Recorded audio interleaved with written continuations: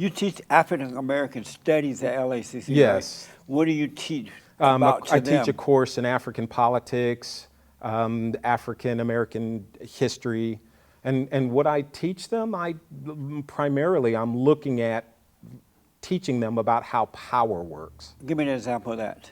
So how do African Americans find themselves in the condition that they are in America, right? So if we look at all the major indices, right, whether it's health, wealth, et cetera, we have to ask ourselves, right, how did African Americans find themselves in this particular position? And you say? So we look at systems of power to sort of pull all of this stuff out. And so how did most, not all, but most Black Americans end up in such a negative condition? Well, I think without generalizing, we can say that sure, racism was an integral factor Meaning what? in the condition of African Americans, and we can also say that it's probably largely due to slave culture, right? Really? Yeah, there's And probably... what is racism? Well, I think if we were to define it broadly, some people would say that racism is discrimination, prejudice against a certain group of people based on their skin color, but I would argue that that's probably a muted definition, that we would have to add systems of power in that definition, because I can dislike someone just because they have a size 13 shoe, that we may call prejudice, but as long as I don't do anything to you, there's probably really no harm in that. But if I'm able to keep you from having a job because you have a size 13 shoe, that's probably, right, would be, if we were to extend this to race, that would be racial. So who is stopping Black people from having a job? That's really a very strange question, because I wouldn't know the circumstances, right? I mean, what do you mean by that? Because you said racism is the power kind of. Yeah, there is a power dynamic that has prevented African Americans from achieving the same level of success as, say, whites. And I'll give an example. So if we were to add up the median income of African Americans in the United States, broadly speaking, it would come out to about $3,000 per family. If we were to do that for whites, the amount would be about $100,000 per family. So then how would you then account for the disparity in the amount of financial acumen or resources that a white family has versus a Black family? So who's stopping Black people from achieving those things? Well, if we were to look at this from a historical standpoint, there have been a number of significant studies that have drawn this out. For example, Kenneth Hamilton's study on white wealth, Black repression, where he clearly outlined how in one particular Texas town after the Civil War, whites moved physically and through laws to prevent Black people from gaining resources, right? So who's stopping Black people from achieving financially now? Today? That's a really hard one, and I think it's somewhat of a loaded question. So I'll take myself, for example. I think that I've made some fairly decent decisions in my life that have led me to have some financial success. And I think it's all predicated on the fact that I had a really decent college education. And the decision to go to college was my decision, right? So, but I can't speak for everyone, right? All I can understand is that I think America is designed in a way that prevents a lot of African Americans from achieving the same kind of advancement that the white community has. Who designed it that way, and who's stopping them today? Whites designed it that Who's way. stopping them Let's today? not get it twisted. Whites have designed the system So in a way whites that, stopping Blacks today from being successful?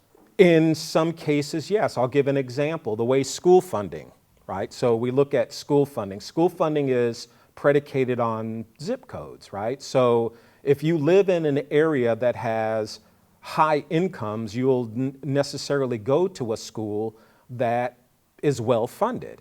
So we know that we can fundamentally understand that. So the proper way to do this would be to apportion the school funding so it's even-handed. So we take a little bit of money from a wealthy community and spread it to the poorer communities, but that doesn't happen. I happen to know that Black schools are getting more money than the white schools are because of the Black politicians, and white people are afraid now, and yet the Blacks are turning out screwed up. Why is that? I didn't say that. You didn't say what? I didn't say the blacks are turning up screwed No, up. I said it. Oh, I said, okay. and yet they're turning out screwed up.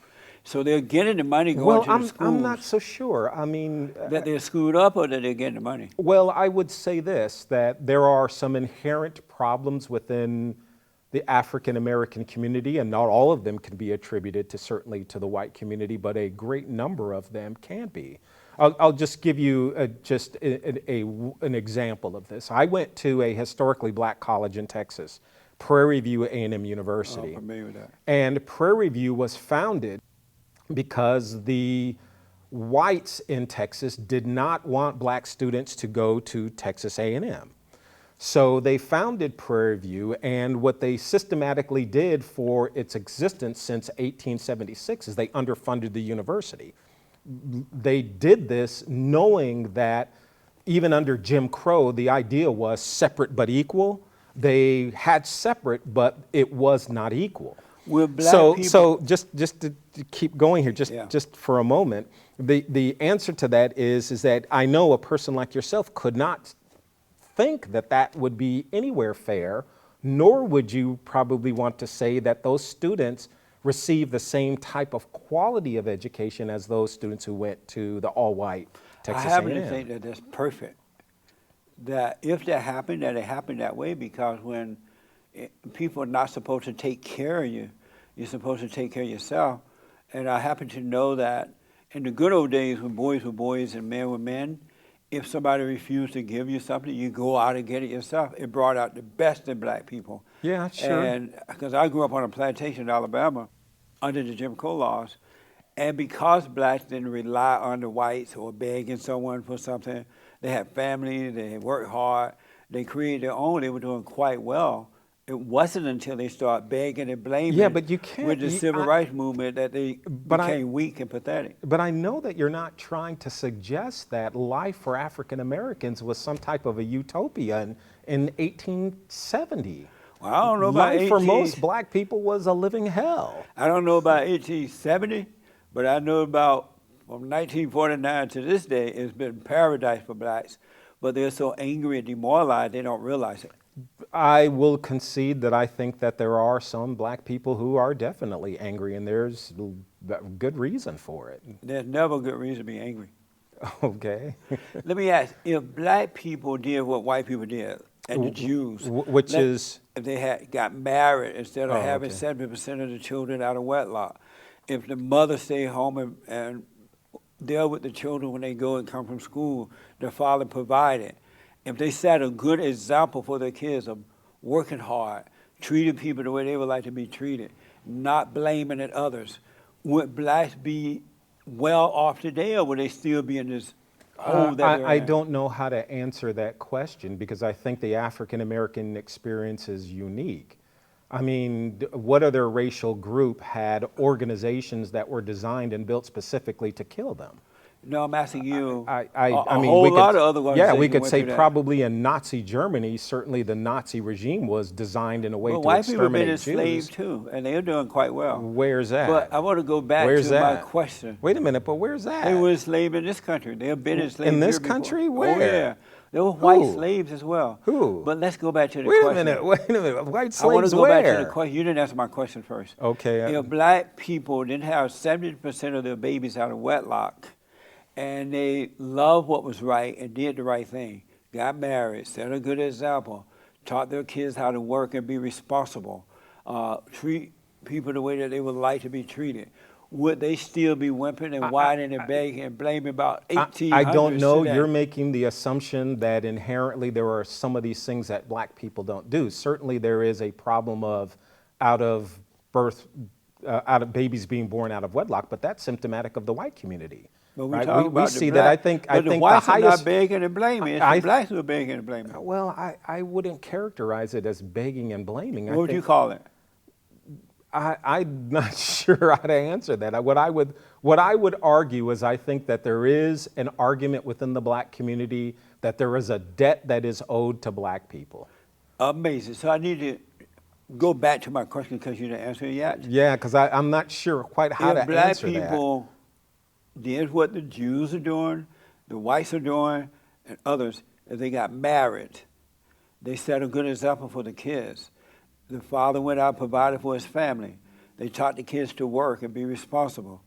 Would the blacks be in the situation they're in today? Okay, I would argue that your question, just as its surface, is a somewhat loaded question, and I think the bottom baseline answer to that would be, of course, right? We would. So why not teach them to do that? Who's rather not than teaching them to do that? Are you teaching them that it's not the white man and you guys are doing it wrong? I teach my students that every person has a responsibility to do for themselves. But are you also teaching them that the white man is trying to hold them back? I'm not teaching them that the white man is trying to hold them back. I am telling them that there are institutions and patterns of racism that are embedded in the fabric of America that will at times challenge you. Do you tell them that white people are racist?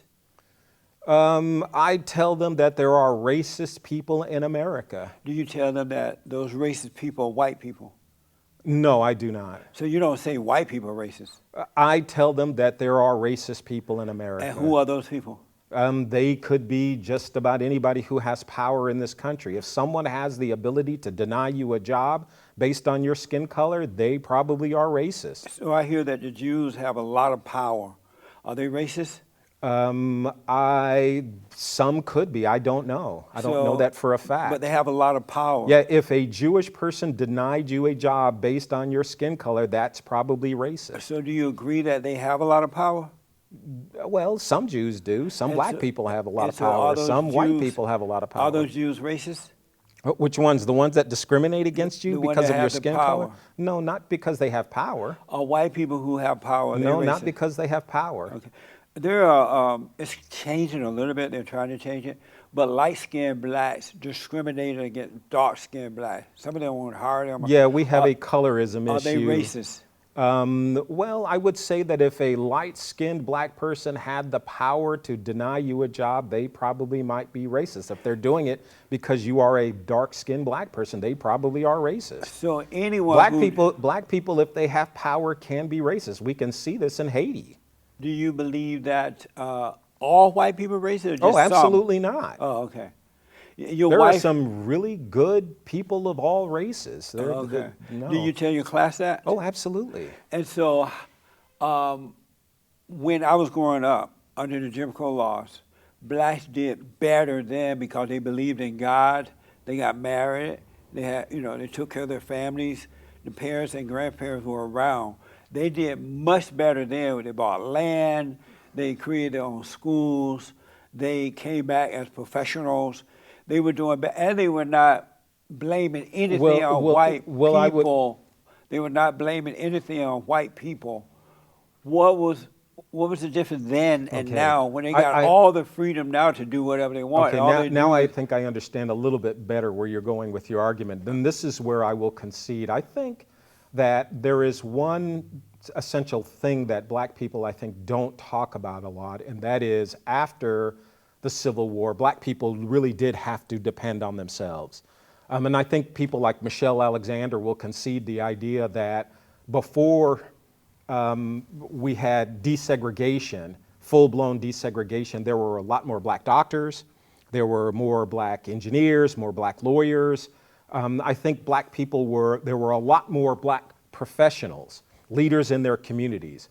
And I think but they were not thinking of, don't believe Michelle, she's not all there. Well, I think her statement, is absolutely right, and I think she would back you up on your assessment. The way she presented as though white people. Well, I'm not speaking about her entire argument. I'm just talking about the argument here where she makes the argument that before desegregation, before blacks were quote unquote allowed, there were more black doctors, more black lawyers. I know, but at that time, black people were not into black. They were doing it because it was the right thing to do. Yeah, they were decent people, so they just I don't know, took care of their families.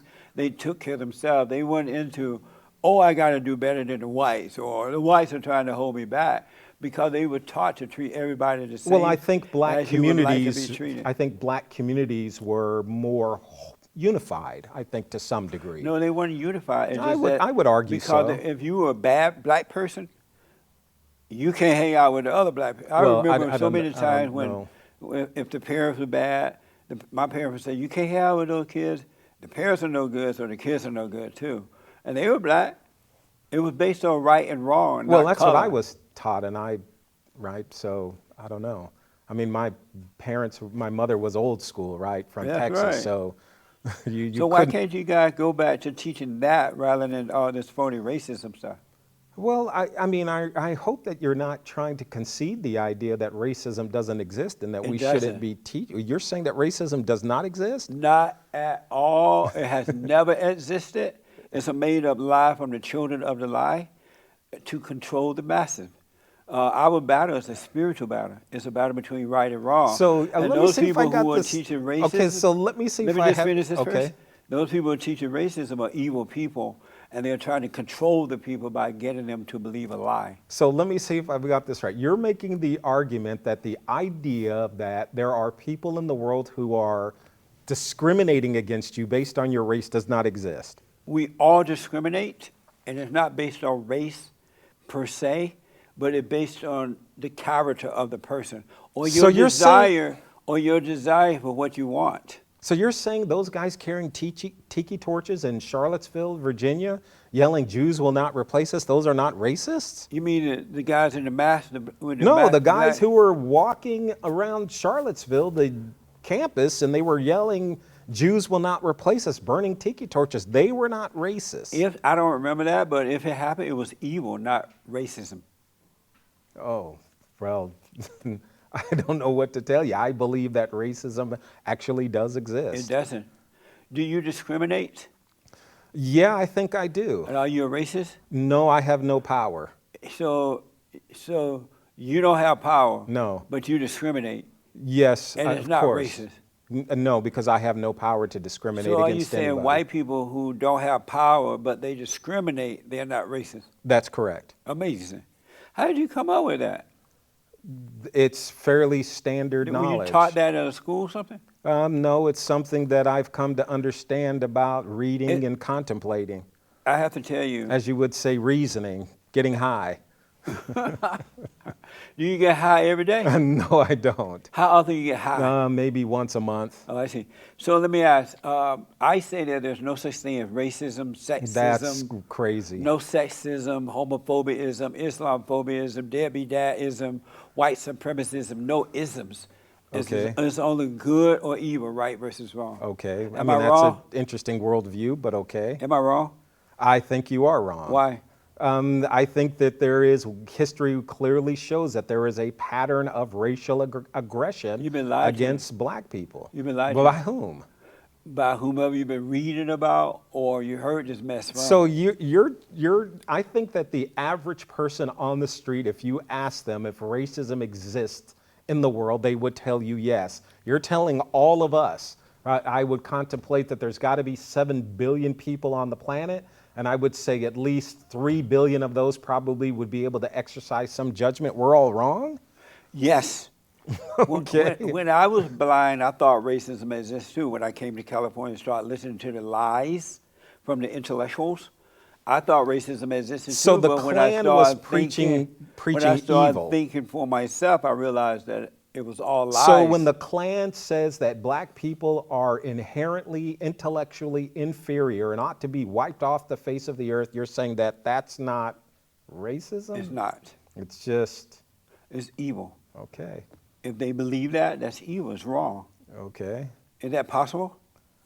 It certainly is evil to me. So when Black Lives, you know that organization, that radical organization, Black Lives Matter? Yeah, I wouldn't describe them as radical. They are very radical and evil, and they were founded by a bunch of black lesbians.